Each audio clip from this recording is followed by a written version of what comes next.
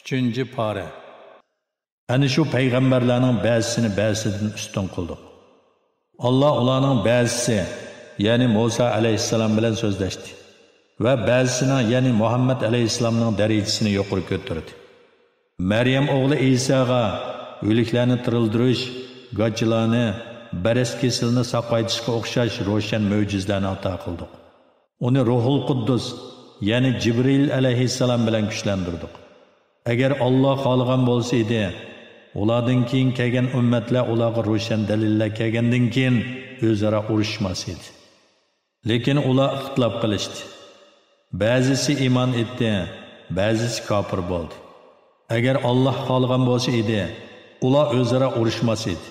Lekin Alloh xohlaganini qiladi.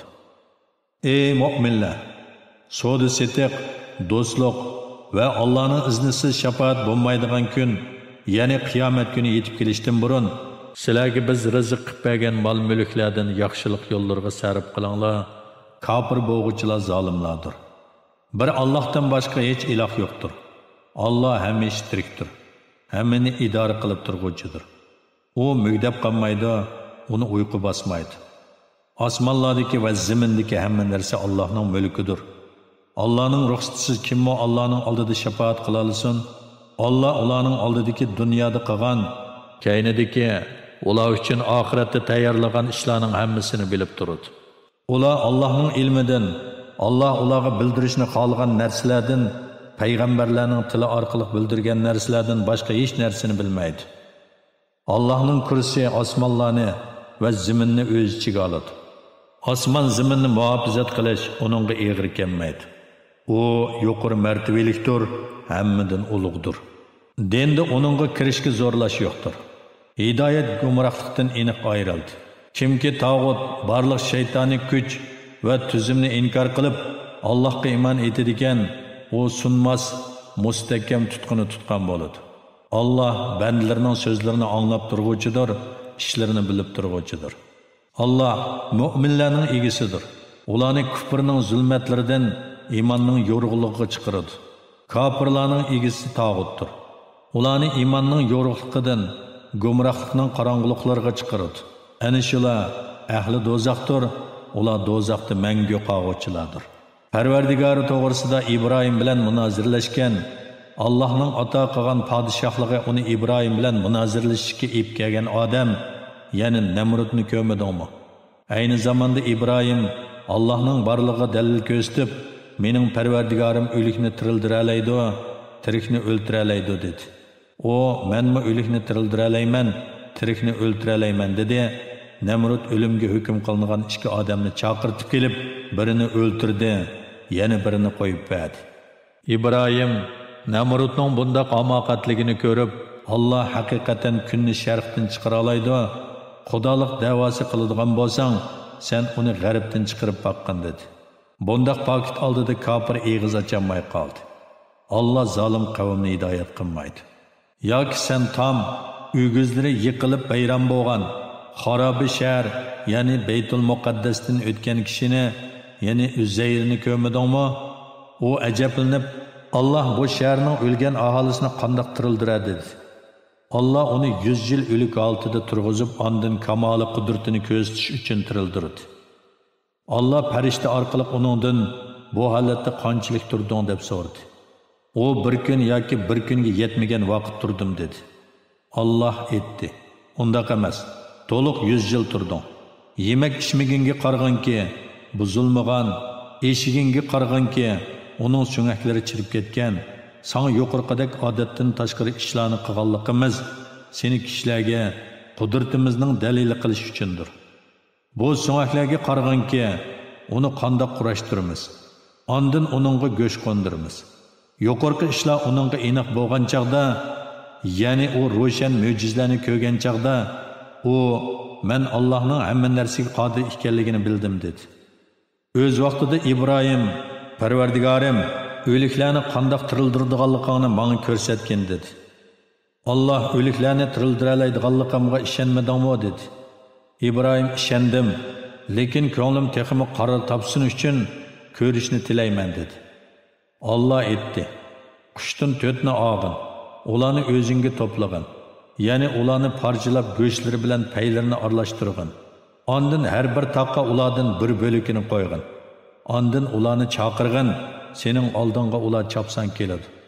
Bilginki, Allah g'olibdir, hikmat bilan ish qilg'uchidir. Allohning yo'lida pul milni sarf qilganlarning sarf qilgan narsasi yerga terilib 7 boshiq chiqargan, har boshiqda 100 don tutgan bir donga o'xshaydi. Allah qolgan bandasiga hasilab savob berdi. Allohning marhamati kengdir. Allah mal sarf qiluvchining niyatini bilguchidir. Pul milini Allah yo'lida sarf qiladigan, orqasidan uningga minnat qilmaydigan va xayr saxovatiga erishganlarni ranjitmaydigan kishilar Parvardigorning dargohida savob topadi. Ularga qiyomat kuni qo'rqinish yo'qdir va ular g'am andish qilmaydi. Yaxshi so'z va kechirish keyin arziyat olib keladigan sadiqadan afzaldir. Allah bandalarining sadiqasidan behojatdir. Halimdir, ya'ni amriga xiloflik qilganlarni jazolashga oldirib ketmaydi. Ey mu'minlar, pul milni kishilarga ko'rsatish uchun sarf qiladigan, Allohga va oxirat kuniga iymon keltirmaydigan kishining qilgan amalini bekor qilayotganiga o'xshash, bergan sadiqanglarni minnat qilish va arziyat yetkazish bilan bekor qilayotmanglar.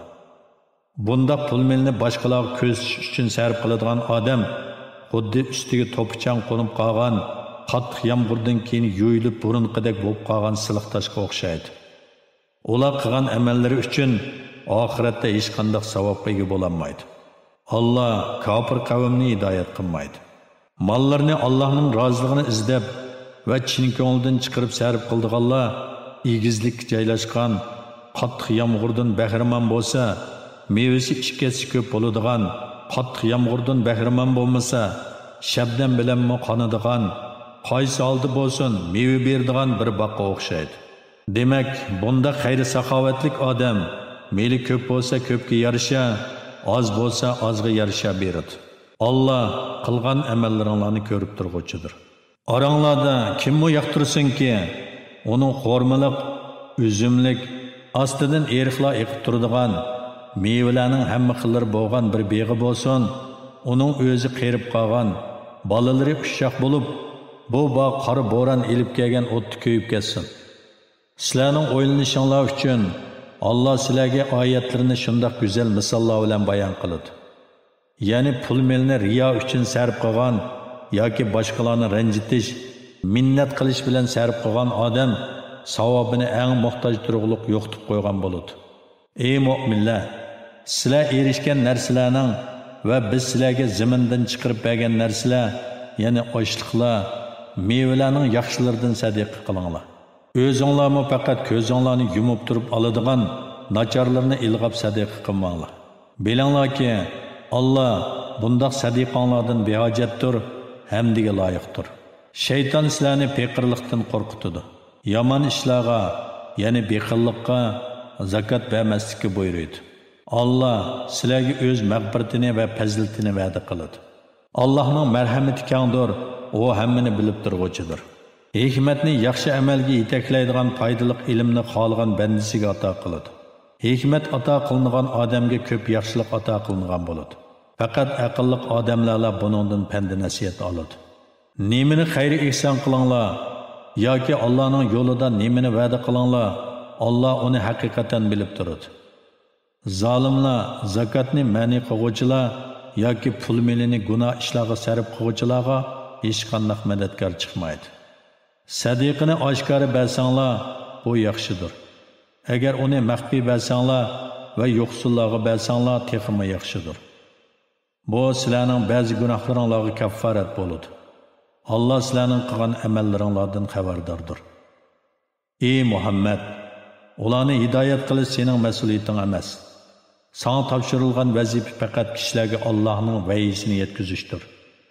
Lekin Allah xohlagan bandasini hidoyat qiladi. Meylanglardan nemini xayr ihson qilinglar, u o'zinglarning foydasi uchundir. Sizlar faqat Allohning roziligi uchun xayr ihson qilasizlar. Xayr ihsoninglar uchun Allohning roziligidan boshqani ko'zda tutmanglar. Meylanglardan nemini xayr ihson qilinglar, sizlarga uning savobi to'liq beriladi. Sizlarga zulm qilinmaydi. Ya'ni qilingan yaxshi amallaringlarning savobi kamaytirilmaydi. o'zini Alloh yo'liga otgan, tirikchilik qilish uchun yiroq joylarga borolmaydigan yo'qsillarga xayri ehson qilinish kerak. Ahvolni uqmaganlar ularning narsa tilmaganliklariga qarab, ularni boy deb gumon qiladi. Ularning chiroyidan tonaysan. Ular kishilarga chaplashib olib, tilamchilik qilmaydi. Melinglardan nemini xayr ehson qilinglar, Alloh haqiqatan uni bilguchidir. Mallarni kech-kunduz hamma vaqt yo'shiron va oshkora yo'sinda xayr ehson qiladiganlar Parvardigorning dargohida savob topadi. Ularga oxiratda qo'rqinish yo'qdir va ular g'am andish qilmaydi. Jazona o'sim yeydigan odamlar qiyomat kuni go'rlardan jin chepilib qolgan sarong odamlarda qo'padi. Bu shuning uchunki ular Alloh harom qilgan ishni halol bilib, so'da setiqmo jazoniga o'xshash dedi. Halbuki Alloh so'da setiqni halol qildi. Jazonini badalsiz bo'lganligi shaxsga va jamiyatga ziyonli bo'lganligi uchun harom qildi. Kimki Parvardigori tarafidan vaz nasihat kelgandan keyin, ya'ni jazoni ma'ni qilingandan keyin uningdan yansa, burun og'ini o'zining bo'ladi. Uning ishi Allohga topshiriladi. Qayta jazoni og'anlar ahli do'zax bo'lib, do'zaxda mangu qoladi. Allah jazonining barkatini o'chirib yetadi. Sadiqining barkatini ziyoda qiladi. Allah har bir noshukr, ya'ni jazoni halol sanag'uvchi gunohkorlarni do'st tutmaydi. Iymon etgan, yaxshi amallarni qilgan, namoz o'qigan, zakot bergan kishilar Parvardigorning dargohida cho'ng savobga erishadi. Ularga oxiratda qo'rqinish yo'qdir, ham ular g'am andish qilmaydi. Ey iymon etgan kishilar, haqiqiy mu'min bo'lsanglar, Allohning amriga muxolifiyatchilik qilishdan saqlaninglar. Kishilarning zimmasida qilib qolgan jazoni, ya'ni o'simni olmanglar. Agar shunda qilmasanglar, Alloh va uning rasuliga urush ochgan bo'lasizlar. Agar jazoni qilishdan tavba qilsanglar, qarz bergan sarmoyanglar o'zingizlarga qaytadi. Boshqalarni ziyon tatqizmaysizlar, o'zingizlarni ziyon tatmaysizlar.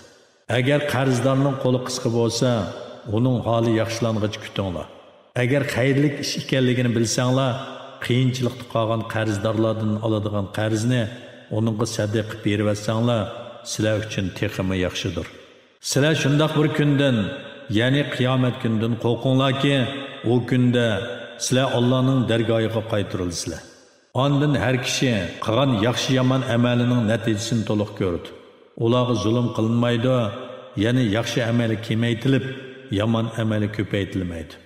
Ey mu'minlar, muddat belgilab o'zaro qarz berishsanglar, uni hujjat qilib yozib qo'yinglar. Oranglardagi xat biladigan kishi uni kam ziyoda qilmay odillik bilan yozsin. Xat biladigan kishi Alloh uningga bildirgandek to'g'riliq bilan yozishni rad qilmasin. U yozsin. Zimmasida boshqalarning haqqi bo'lgan odam yozadigan kishiga aytib bersin. Qarzdor Parvardigori Allohdan qo'rqsin. Qarz olgan narsadan hech nimani kamaytib o'tmasin. Agar qarz oluvchi odam ahmoq, galvon, aqlsiz, isrofxo'r yoki ojiz, kichik bola yoki bekmi qiyri bo'lsa, yoki gap qilolmasligi, g'achiligi, kekashligi tufaylidan o'zi aytib berolmasa, uning ishlarini boshqaruvchi odam odillik bilan aytib bersin. Sizlar er kishinglardan ikki kishini guvohlikka taklif qilinglar. Agar ikki er kishi yo'q bo'lsa, sizlar adolatiga, diyonatiga rozi bo'ladigan kishilardan bir er, ikki ayolni guvohlikka taklif qilinglar. Bu ikki ayolning birisi unutib qolsa, ikkinchisi esiga soladi. Guvohchilar guvohlikka chaqirilgan vaqtda guvoh berishdan bosh tortmasin. Qarz mayli oz bo'lsin, mayli ko'p bo'lsin, uni qaytarish vaqti bilan qo'shib yezishdan erinmanglar. Allohning nazarida hukmida bu eng odillik, eng insofliqdir. Guvohlikning unutilmasligini eng isbotlovchidir. Gumonlanmasliginglarga eng yaqindir. Lekin oranglarda qilishgan qo'lma-qo'l sodida hujjat yozmasanglarmi hech gunoh bo'lmaydi. O'zaro savdo qilishgan vaqtinglarda guvohchi taklif qilinglar. Putukchigimi, guvohchigimi ziyon yetkazilmasin. Agar ziyon yetkazsanglar, gunoh o'tkazgan bo'lasizlar. Allohning amriga va nahiysiga muxolifiyatchilik qilishdan saqlaninglar. Alloh sizlarga o'rgatadi, ya'ni sizlarga ikkila dunyoda foydali bo'lgan ilmni beradi. Allah her narsani bilguvchidir. Agar sizlar safar ustida bo'lib, xat yoza oladigan odamni topolmasanglar, bu chaqda qarz hujjati yezib berishning o'rniga go'ri qo'ydigan narsani topshirsanglar bo'ladi. Oranglarda biringlarga ishinib omonat qo'ysa, o chaqda omonatni olg'uvchi odam omonatni topshirsin. Ya'ni qarz berguvchi qarz olg'uvchiga ishinib uningdan bir narsani go'ri olsa, qarzdor qarzni deyishgan vaqtda qaytirsin. Qarzdor omonatga rioya qilishda Parvardigordan qo'rqsin. Guvohlikni yoshirmanglar. Kimki uni yoshirdi ekan, haqiqatan uning dili gunohkor bo'ladi. Allah qilmishinglarni tamoman bilguchidir. Osmonlardagi, zimindagi shaylar idorchilik qilish jihatdan bo'lsin, tasarruf qilish jihatdan bo'lsin, Allohning ilkididir. Dilinglardagi yomonlikni mayli oshkor qilinglar, mayli yoshiringlar, uning uchun Allah sizlardan hisob oladi. Allah xohlagan kishiga mag'firat qiladi, xohlagan kishiga azob qiladi. Allah hamma narsaga qodirdir. Payg'ambar Parvardigori tarafidan uningga nozil qilingan kitobga iymon keltirdi. Mu'minlarga iymon keltirdi. Ularning hammasi Allohga va Allohning farishtalariga, kitoblariga va payg'ambarlarga iymon keltirdi. Ular Allohning payg'ambarlarining hech birini ayirib etmaymiz, ya'ni ularning ba'zisiga iymon etib, ba'zisiga iymon etmay qolmaymiz deydi.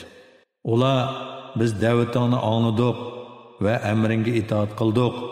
Parvardigorimiz, mag'firatini tilaymiz. Oxirat yanadigan joyimiz sening dargohingdir deydi. Allah hech kimni qurbi yetmaydigan ishga taklif qilmaydi. Kishining qilgan yaxshiligining savobi o'zigadir. Yomonligining jazosi mo o'zigadir.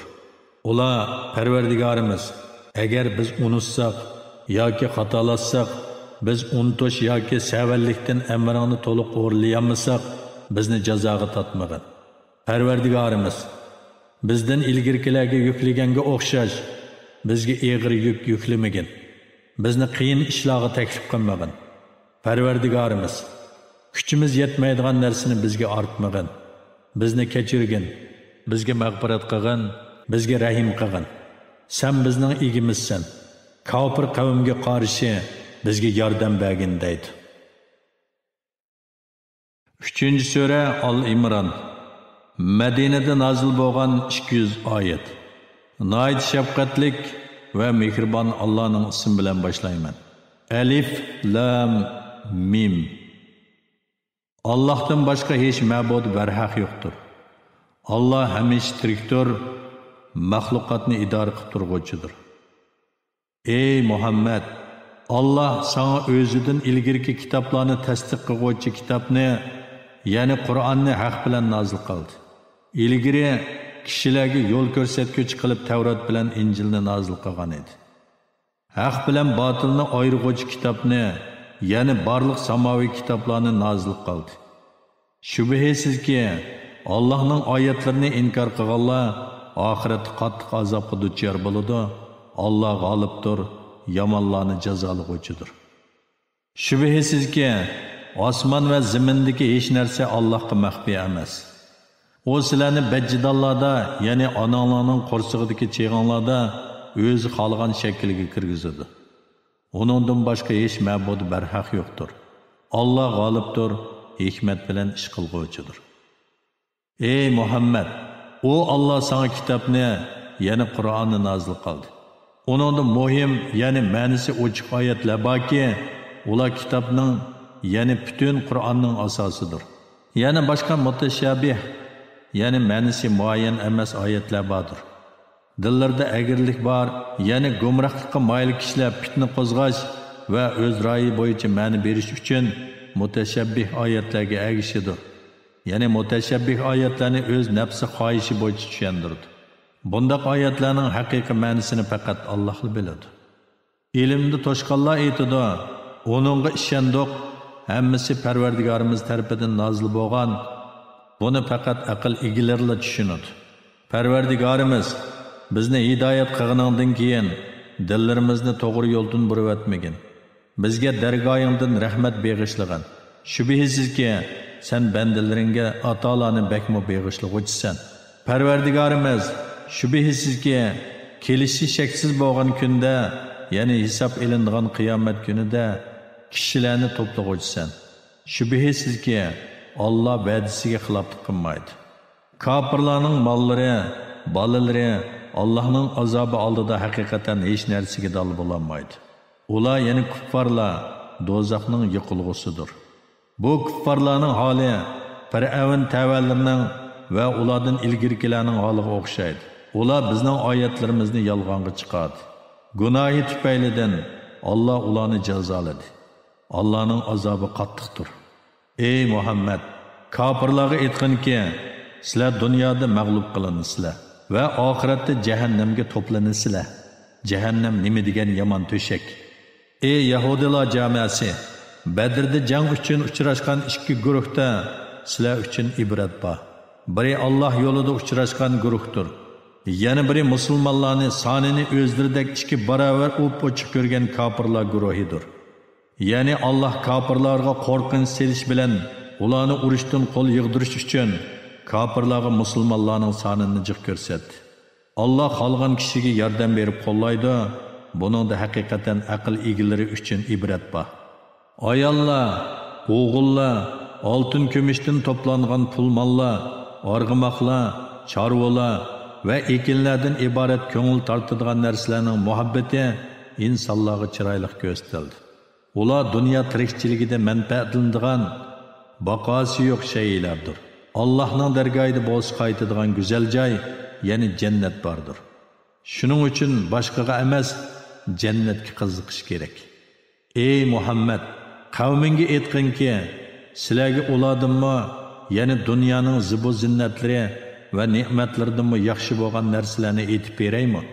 Taqvodorlar uchun Parvardigori huzurida ostidan o'stanglar eqib turadigan jannatlar bo'lib, ular jannatlarda mangu qoladi. Jannatlarda pok cho'ptilar bor. Taqvodorlar uchun, ya'ni Allohning rizosi bor. Alloh bandlarini, ya'ni ularning hamma ishlarini ko'rib turg'uchidir. Ular ya'ni taqvodorlar, Parvardigorimiz, biz shubhisiz iymon etdik, bizning gunohlarimizni mag'firat qilgan, bizni do'zax azobidan saqlagan deydi. Ular ya'ni taqvodorlar, savr qilguvchilardir, rostchilardir, Allohga itoat qilguvchilardir, yaxshilik yo'llariga pul mollarini sarf qilguvchilardir va saharlarda istig'for etguvchilardir. Alloh adolatni barpo qilgan holda guvohlik berdiki, uningdan boshqa hech ma'bud barhaq yo'qdir.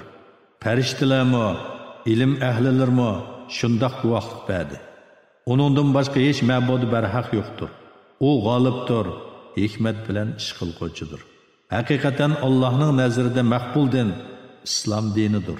Kitob berilganlar, ya'ni Yahudilar va Nasorilar faqat o'zlariga ilm kelgandan keyinla o'zaro hasad qilishib ixtilof qilishdi. Ya'ni islomning haqligini, Muhammad alayhissalomning payg'ambarligini ro'shan pokitlar orqali bilib turib, ko'ralmasdan inkor qilishdi. Kimki Allohning oyatlarini inkor qiladi ekan, Alloh uni yaqinda jazolaydi. Alloh tez hisob olg'uchidir. Ey Muhammad, agar ular sen bilan din bazasida munozirlashsa, menga agashganlar bilan birlikda men o'zimni Allohga topshirdim, ya'ni Allohning amriga bo'ysunuvchimiz degan. Kitob berilganlarga, ya'ni Yahudilar va Nasorilarga va ummiylarga, ya'ni arab mushriklarga musulmon bo'ldinglarmi degan. Agar ular musulmon bo'lsa, to'g'ri yo'l topgan bo'ladi. Agar ular yuz o'risa, sana hech ziyni yo'q. Sening faqat tabliq qilish mas'uliyating bor. Alloh bandalarini, ya'ni hamma ahvolini ko'rib turg'uvchidir. Allohning oyatlarini inkor qiladiganlar, payg'ambarlarni nohaq o'ltiradiganlar, kishilarning ichidagi adolatga buyuradiganlarni, ya'ni Allohga da'vat qiluvchilarni o'ltiradiganlarga cho'qim qattiq azob bilan xush xabar bergan. Ana shularning dunyo va oxiratdagi amallari bekor bo'ldi. Ularga hech yordam qiluvchi yo'qdir. Kitobdan nasiba berilganlar, ya'ni Yahudilarning o'limalarini ko'madingmi?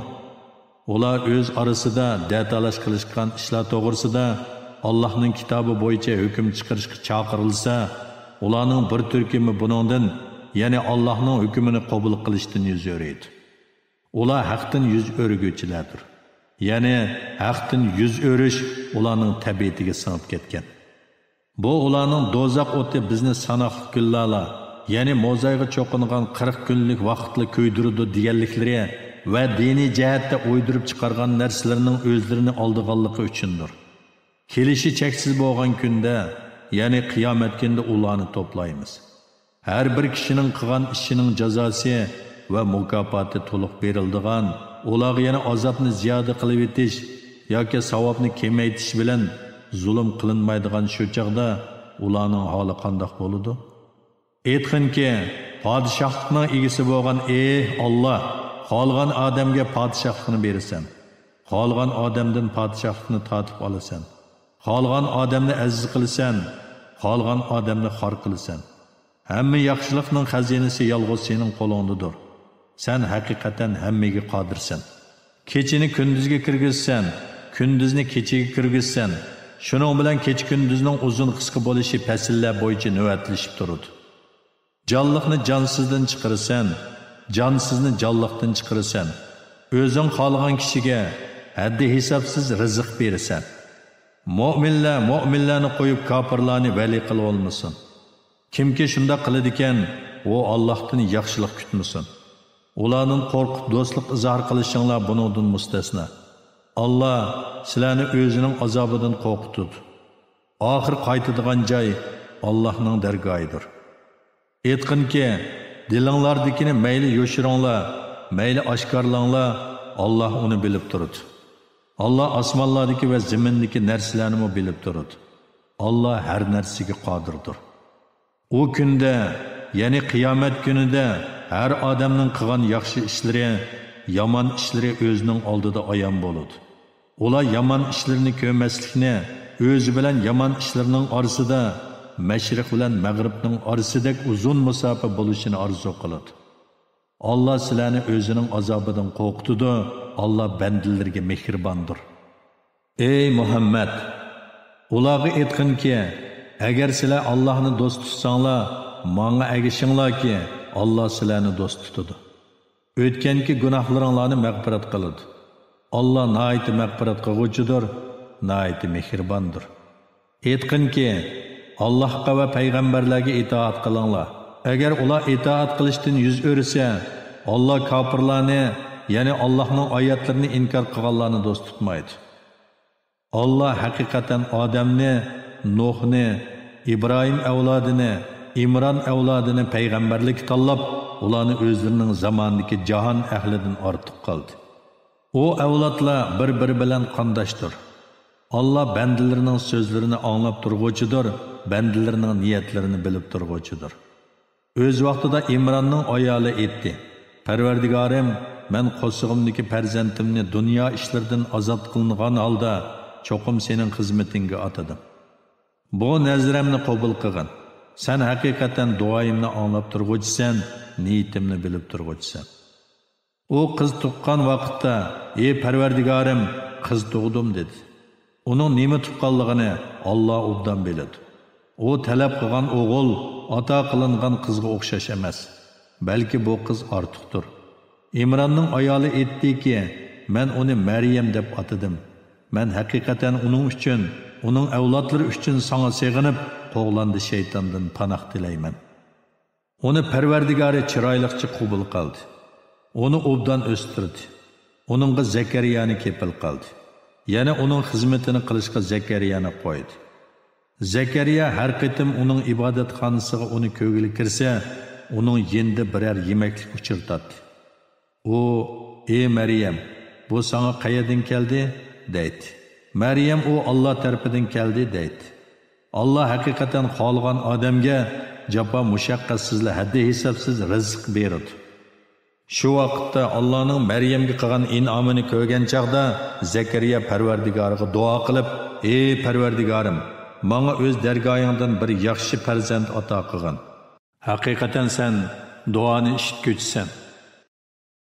O ibodatxonada namoz o'qiyotganda farishtalar uningga, "Sana Allohning kalimasi, ya'ni Isoni tasdiq qiluvchi Sayyid, parhezkor va yaxshilardan bo'lgan Yahyo ismli bir payg'ambar bilan xushxabar berdi" deb nido qildi. O Parvardigorim, men qerib qolgan tursam, ayolim tug'utdan qolgan tursa, qandoqmi mening o'g'lim bo'lsin dedi. Farishtalar Allah shunda xohlaganini qiladi. Ya'ni qudrati ilohiya hech narsadan ojiz emas dedi. O Parvardigorim, menga ayolimning homildor bo'lganligiga bir nishona ato qilgan dedi. Allah sana bo'ladigan nishoni shuki, 3 kungacha kishilarga so'z qilolmaysan. Ya'ni zikr tasbih etishdan boshqa so'zga tiling kelmaydi, faqat ishoratli qilsan. Ne'matimga shukr qilish yuzasidan Parvardigoringni ko'p yod et, kechda et deganda tasbih et dedi. Farishtalar aytdi: "Ey Maryam, Allah haqiqatan seni butun ayollar ichidan tanladi. Seni pok qildi. Seni butun jahon ayollaridan ortiq qildi. Ey Maryam, Parvardigoringga itoat qil, sajda qil va ruku qiluvchilar bilan birga ruku qil. Ey Muhammad, bu sana vahiy qilayotganimiz g'ayb xabarlaridandir. Maryamni ularning qaysi tarbiyasiga elish masalasida chek tashlash yuzidan qalamlarni suvga tashlagan chaqda sen ularning yenida yo'q eding. Maryamning kimning tarbiyasida bo'lishini o'zaro janjal qilishganlarida sen ularning yenida yo'q eding. O'z vaqtida farishtalar aytdi: "Ey Maryam, Allah sana otining vasitasiz Allah'ның bir kelimesinden törelgen bir buğaq bilen xush xabar berdi-ki, onun ismi Meryem oğlu Mesih İsa'dır. O dünya ve ahirette obro'yliq ve Allah'a yaqinlardan bo'ladi. O böşükdimi, yani buğaqliq chig'idimi, o'ttir yosh bo'lgandimi, kishilarga payg'ambarlarning so'zini so'zlaydi ve taqvodorlikda komil yaxshi odamlardan bo'ladi. Meryem, Parvardigorim, Mana insonlarning qo'li tegmagan tursa, qandoq bolam bo'ladi dedi. Farishta Allah xoliqini shundoq yaratdi. Ya'ni ota-ona orqaliqmi va uningsizmi yaratdi. Bir ishning bo'lishini iroda qilsa, vujudga kel deydi-da, u vujudga keladi dedi. Allah onunga xatni, hikmatni, ya'ni so'z harakati to'g'ri bo'lishni, Tavratni, Injilni o'rgatdi. Onu Bani İsrail'e peygamber kılıp əvətidi. O deydi: "Şübihəsizki, sizlərə mən Rabbinlar tərəfindən bolğan peyğəmbərlikimnin rastlığını göstərdiğən bir möcüz ip gəldim. Mən sizlərə laydan quşunun şəklidək bir нәрсе yasayman. Ondan onunğa püyləyman da Allah'ın izni bilan o quş boludu. Toğmu korne, bəras kesilini saqaytıman. Allah'ın izni bilan ölüklərni tirildirman. Sizlar yeydigan ve uyuңlarda saqlaydigan yemekliklerden xabar berman. Yani sizlarning yo'shirin ahvollaringlarni aytib beraman. Shubhisizki, agar sizlar Allohning mo'jizalariga ishonguchi bo'lsanglar, buningda ya'ni men keltirgan mo'jizalarda sizlar uchun albatta mening rostligimni ko'rsatadigan ro'shan alomat bor. Men ilgari kelgan Tavratni tasdiq qilgan holda keldim. Sizlarga harom qilingan ba'zi narsalarni halol qilish uchun keldim. Sizlarga Parvardigoringlar tarafidan dalil ib keldim. Allohdan qo'rqinglar va mening amrimga itoat qilinglar. Allah haqiqatan mening Parvardigorimdir. Sizlarningmi Parvardigoringlardir. Uningga itoat qilinglar, bu to'g'ri yo'ldir. İsa ular ya'ni Yahudilardan kufrda ching turib, uni o'ltirish niyatiga kelganligini sezgan chaqda Allah uchun Allohga da'vat qilish yo'lida "Ma kimler yardım berdi" dedi. Havariyonlar, yani onun təvələrdən haqiqi müminlər etdi. Allah üçün sana biz yardım berimiz. Allah'a iman etdik. Guah boğun ki biz boysunğucularımız. Parvardigarimiz, sen nazil qilgan kitobga ishondik. Payg'ambarga ergashdik. Bizni hidoyatingga shohid bo'lganlar qatorida qilgin. Ular mikr ishlatdi. Yani İsa aleyhisselamni o'ltirmoqchi bo'ldi. Allah ularning mikrini berbat qildi. İsa aleyhisselamni qutqizib osmonga olib chiqib ketdi. Allah mikr qiluvchilarning jazosini obdan berguchidir. O'z vaqtida Allah aytdi: "Ey İsa, men seni ajling yetganda qabz ruh qilaman. Seni dargoyimga ko'tiraman. Yani osmonga olib chiqaman. Seni kofirlardan pok qilaman. Yani seni öldürmekçi bo'lgan yamanlarning sharridan saqlayman. Sana ergashganlarni qiyomatgacha kofirlardan ustun qilaman. Ondan mening dargoyimga qaytsizlar. Sizlar ixtilof qilishgan ish ya'ni İsa'nın ishi ustida oranglarda men hukm chiqaraman. Kafirlarga bo'lsa, dunyo va oxiratda qattiq azob qilaman. Ulardan Allohning azobini to'sadigan hech madadkor bo'lmaydi. Iymon etgan va yaxshi amal qilganlarga kelsak, Alloh ularning qilgan yaxshi amallarining ajrini to'liq beradi. Alloh zolimlarni do'st tutmaydi. Zolimlarni do'st tutmaydigan zot qandoqmi bandalarga zulm qilsin? Ey Muhammad, bu bo'lsa sana biz o'qib berayotgan oyatlardir va hikmatli Qur'ondir. Shubhisizki, Allohning nazarida Isoning misoli u otasiz yaratilganlikdan odamning, ya'ni Odam alayhissalomning misoliga o'xshaydi. Odamni Alloh ota-onasiz tuproqdan yaratdi. Ondan uningga vujudga keldi dedi, u vujudga keldi. İsa'nın işi Adem'nin işidan ajablanarlik emas. İsa haqidagi bu so'z Allah tarafidan nozil bo'lgan haqiqatdir. Sen shak qiluvchilardan bo'lmagan.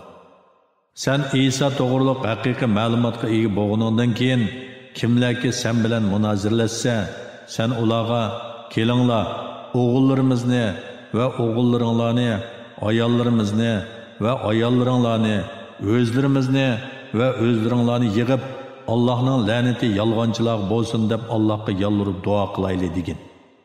Şübhəsiz ki, bu əlbəttə rast qıssıdır. Bir Allah'tan başqa heç ilah yoxdur. Allah həqiqətən qalibdir, hikmət bilən iş qılğucudur.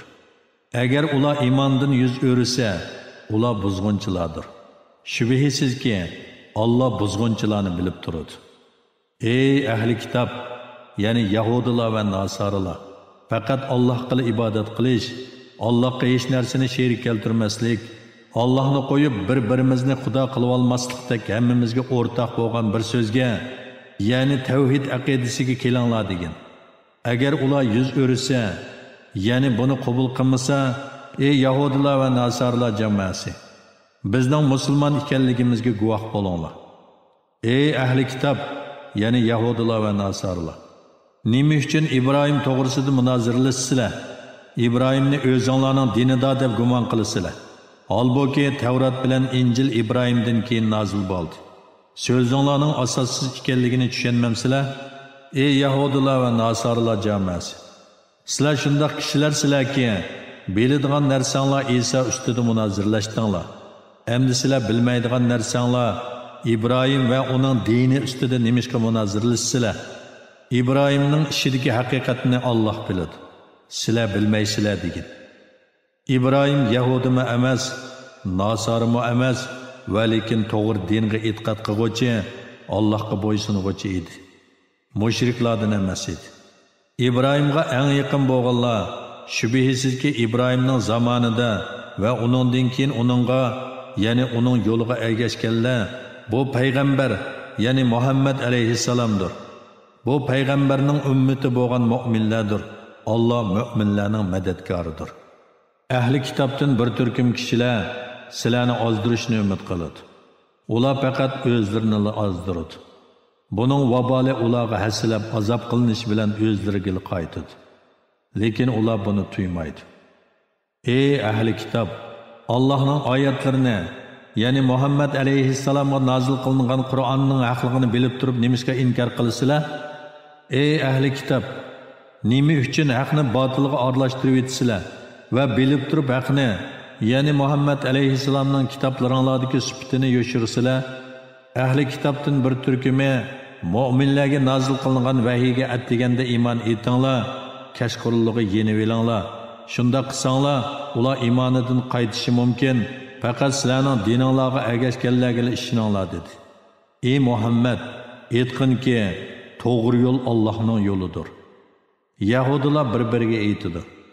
Birasiga sizlarga berilganga o'xshash vahiy berilishdan yoki ularning, ya'ni musulmonlarning qiyomat kuni Parvardigoringlarning dargohida sizlar bilan munozirlashishdan, ya'ni munozirlashib sizlarning yengib qo'yishdan qo'rqsanglar, faqat dininglarga ergashgan odamlarga ishoninglar. Ey Muhammad, aytqinki, fazli karam, ya'ni payg'ambarlik Allohning ilkididir. Allah uni xohlagan kishiga beradi. Allohning fazli kengdir. Allah hammani bilguvchidir. Allah rahmatini o'zi xohlagan kishiga xos qiladi. Allah ulug' fazl egisidir. Ahli kitobdan ba'zi kishilar borki, onunga ko'p mol omonat qo'ysangmi, sana uni qaytarib beradi. Ulardan yana ba'zi kishilarmi borki, onunga 1 dinar omonat qo'ysangmi, uning beshida turmag'icha, yana qayta so'ylamagicha uni sana qaytarib bermaydi. Bu shuning uchunki, ular ummiylarning meliga xiyonat qilsak, bizga gunoh bo'lmaydi, ya'ni bizning dinimizda bo'lmaganlarning mollari bizga harom emas deydi. Ular bilib turib Allohning nomidan yolg'onni to'qiydi. Undaq emas, ya'ni ular boshqa dinliklarga zulm qilsa gunoh bo'ladi. Ahdiga vafo qilgan va gunohdan saqlanganlar Alloh do'st tutgan kishilardir. Chunki Alloh taqvodorlarni haqiqatan do'st tutadi. Allohga bergan ahdini va qasminglarni ozg'ini badalga tegishadiganlar oxiratda Allohning rahmatidan hech qanday nasibiga erishamaydi. Qiyomat kuni Alloh ularni xush qiladigan so'z qilmaydi. Ularga rahmat ko'zi bilan qaramaydi. Ularni gunohlaridan poklamaydi. Ular qattiq azobga qoladi. Ulardan, ya'ni Yahudilardan bir turkumi kitobda bo'lmagan narsalarni sizlarning kitobda bor ekan deb o'ylashinglar uchun tillarini egir-bugir qilib o'qiydi va uni Alloh tarafidan nozil bo'lgan deydi. Halbuki u Alloh tarafidan nozil bo'lgan emas. Ular bilib turib Alloh nomidan yolg'onni to'qiydi. Biror insonga Alloh kitobni, hikmatni, payg'ambarlikni bergandan keyin uning kishilarga Allohni qo'yib menga banda bo'linglar deyishi loyiq bo'lmaydi. Ya'ni payg'ambarlardan bundoq gapning sodir bo'lishini tasavvur qilib bo'lmaydi. Va lekin u kitobni o'rganganliginglar va o'qiganliginglar uchun Rabbani bo'linglar deydi. Shuningdek uning farishtalarni va payg'ambarlarni rab qilishinglarga buyurishi loyiq bo'lmaydi. Musulmon bo'lganinglardan keyin payg'ambarlar sizlarni kufrga buyurumdi. O'z vaqtida Allah payg'ambarlardan chin ahdi elib, sizlarga men kitobni va hikmatni ato qildim. Keyin sizlardagi narsalarni, ya'ni kitob bilan hikmatni e'tirof qiluvchi bir payg'ambar, ya'ni Muhammad alayhissalom kelsa, uningga albatta iymon etishinglar kerak va uningga albatta yordam berishinglar kerak dedi. Allah bu ahdini iqro, ya'ni e'tirof qildinglarmi? Shuning bilan bu ish uchun mening ahdimni qabul qildinglarmi dedi. Ular e'tirof qildik dedi. Allah o'zinglarning va tavallaringlarning e'tirof qilganligiga guvoh bo'linglar. Men sizlar bilan birga guvoh bo'luvchilardandirman dedi. Kimki shuningdan keyin yuz o'risa, ya'ni ahdini buzsa, ular Allohning itoatidan chiquvchilardir. Ular ya'ni Yahudilar va Nasorilar Allohning dinidan, ya'ni islom dinidan boshqa dinni tilamdi. Halbuki osmonlardagilar va zamindagilar ixtiyoriy va ixtiyorsiz ravishda Allohga bo'ysungan tursa, ular qiyomat kuni Alloh tarafiga qaytariladi. Ey Muhammad, ularga aytqinki, biz Allohga iymon etdik.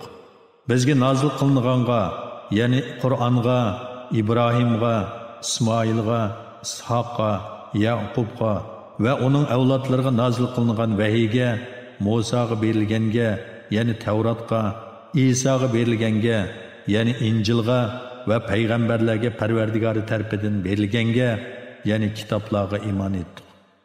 Ularning hech birini ayirib o'tmaymiz, ya'ni ularning ba'zisiga iymon etib, ba'zisini inkor qilmaymiz. Biz Allohga bo'ysunuvchilarmiz. Kimki islomdan g'ayri dinni tilaydi ekan, hargiz u, ya'ni uning dini qabul qilinmaydi. U oxiratda ziyon tortquchidir. Iymon etgandan, payg'ambarlarning haq ekanligi shohid bo'lgandan va o'zlariga ro'shan dalillar kelgandan keyin kofir bo'lgan qavmni Alloh qandoqmi hidoyat qilsin?